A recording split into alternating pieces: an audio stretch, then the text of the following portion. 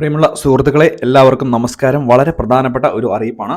നമ്മുടെ സംസ്ഥാനത്ത് സാമൂഹ്യ സുരക്ഷാ ക്ഷേമ പെൻഷനുകൾ വാങ്ങുന്ന സ്ത്രീകളായിട്ടുള്ള എല്ലാ ആളുകളും, അല്ലെങ്കിൽ നിങ്ങളുടെ വീടുകളിൽ സ്ത്രീകളായിട്ട് സാമൂഹ്യ സുരക്ഷാ ക്ഷേമ പെൻഷൻ വാങ്ങുന്ന ഒരാൾ ഉണ്ട് എങ്കിൽ തീർച്ചയായിട്ടും ഈ ഒരു വീഡിയോ പൂർണ്ണമായിട്ടും കാണണം. ഈ ഒരു ഡിസംബർ 31-നകം ചില രേഖകൾ പഞ്ചായത്തിൽ നൽകേണ്ടതായിട്ടുണ്ട്. ഈ ഒരു രേഖകൾ നൽകിയില്ലെങ്കിൽ നിങ്ങൾക്ക് ക്ഷേമ പെൻഷൻ തുക ഇനി അങ്ങോട്ട് കിട്ടില്ല. പ്രത്യേകിച്ച് ഇപ്പോൾ പുതിയ നടപടികളൊക്കെ കൂടുതലായിട്ട് വരുന്ന ഒരു സമയമാണ്. അതിൻ്റെ ഒരു പശ്ചാത്തലത്തിലാണ് ഈ ഒരു അറിയിപ്പ് എത്തിയിരിക്കുന്നത്. എന്തായാലും വളരെ പ്രാധാന്യം അറിയിക്കുന്ന ഒരു വാർത്താ അറിയിപ്പാണ്. ഇപ്പോൾ ഇത് സംബന്ധിച്ചുള്ള വിശദമായിട്ടുള്ള അറിയിപ്പുകൾ നമുക്ക് നോക്കാം. ആദ്യം തന്നെ എല്ലാവരും ഈ ഒരു വീഡിയോ ഒന്ന് ലൈക്ക് ചെയ്തുകൊണ്ട് കാണുക. ചാനൽ ആദ്യമായിട്ട് കാണുന്ന സുഹൃത്തുക്കളാണ് എങ്കിൽ തീർച്ചയായിട്ടും നമ്മുടെ ചാനൽ ഒന്ന് സബ്സ്ക്രൈബ് ചെയ്യുക. വീഡിയോ പരമാവധി ഷെയർ ചെയ്ത് കൊടുക്കുക. ഫേസ്ബുക്ക് വഴി വീഡിയോ കാണുന്ന ആളുകൾ തീർച്ചയായിട്ടും ഫേസ്ബുക്ക് പേജ് കൂടി ഒന്ന് ഫോളോ ചെയ്യുക. വിശദമായിട്ടുള്ള അറിയിപ്പ് നോക്കാം. നമുക്കറിയാം, സാമൂഹ്യ സുരക്ഷാ ക്ഷേമ പെൻഷൻ്റെ ഒക്കെ തുക വിതരണവുമായി ബന്ധപ്പെട്ട് വലിയ രീതിയിലുള്ള മാറ്റങ്ങളാണ് വന്നുകൊണ്ടിരിക്കുന്നത്. പ്രത്യേകിച്ച് പെൻഷൻ മസ്റ്ററിംഗ് ഇപ്പോൾ എല്ലാ മാസവും നടന്നുള്ളത് കൊണ്ട് വലിയ പ്രശ്നങ്ങളില്ലാതെ പോകാം. മാത്രവുമല്ല, ഇത് കൂടാതെ മറ്റനേകം നടപടികളാണ് സംസ്ഥാന സർക്കാരിൻ്റെ ഭാഗത്ത് നിന്ന് വരുന്നത്. വളരെയധികം അനർഹർ കയറിപ്പറ്റിയതിൻ്റെ പശ്ചാത്തലത്തിൽ ഈ ഒരു തുക കൂടുതലായിട്ട് കണ്ടെത്തേണ്ടി വരുന്ന സാഹചര്യമുണ്ട്. അതുകൊണ്ട് തന്നെ വരുമാന പരിധിയൊക്കെ കുറച്ചുമൊക്കെ മുൻപ് തന്നെ ഈ ഒരു ആളുകളെ കൂടുതലായിട്ട് പുറത്താക്കുന്ന ഒരു സാഹചര്യമുണ്ട്. ഇപ്പോൾ സ്ത്രീകളായിട്ടുള്ള ആളുകൾക്ക് ഏറ്റവും പ്രധാനപ്പെട്ട അറിയിപ്പുകളാണ് എത്തിയിരിക്കുന്നത്.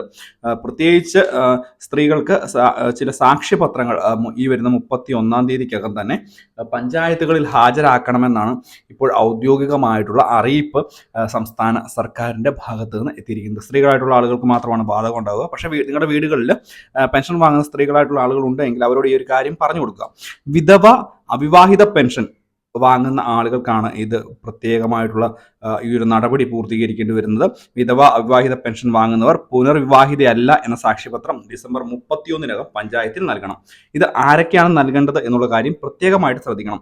2024 ജനുവരി 1-ന് 60 വയസ്സ് പൂർത്തിയാക്കാത്ത 2024 ജനുവരി 1-ന് 60 വയസ്സ് പൂർത്തിയാകാത്ത വിധവ പെൻഷൻ വാങ്ങുന്നവർ, 50 വയസ്സ് കഴിഞ്ഞ് അവിവാഹിതർക്കുള്ള പെൻഷൻ വാങ്ങുന്ന ആളുകൾ, ഇവരാണ് ഈ ഒരു സാക്ഷ്യപത്രം ഹാജരാക്കേണ്ടത് എന്നുള്ളൊരു കാര്യം പ്രത്യേകം ശ്രദ്ധിക്കുക.